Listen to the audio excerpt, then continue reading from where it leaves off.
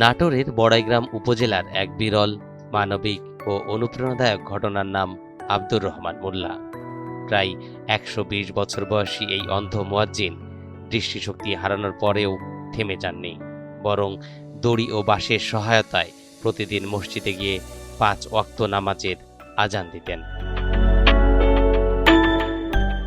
৫ April রোববার সন্ধ্যা ৬:৩০টার দিকে নিজ বাড়িতে মৃত্যুবরণ করেন ১২০ বছর বয়সী এই অন্ধ মুয়াজ্জিন আব্দুর রহমান মোল্লা। ২২ বছর আগে এক দুর্ঘটনায় তিনি দৃষ্টিশক্তি হারান, কিন্তু জীবন ও ধর্মীয় দায়িত্বের প্রতি তার অদম্য ইচ্ছাশক্তি তাকে থামাতে পারেনি। বাড়ি থেকে মসজিদের দূরত্ব প্রায় ২০০ মিটার।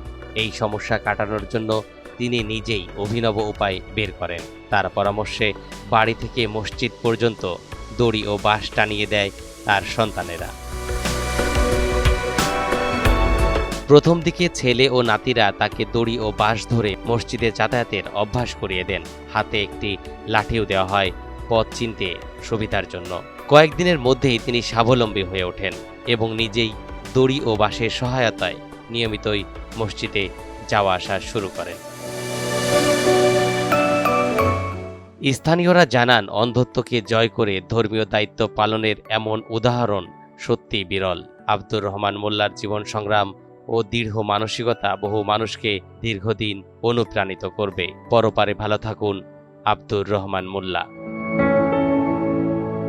তরিকুল ইসলাম, NTV অনলাইন।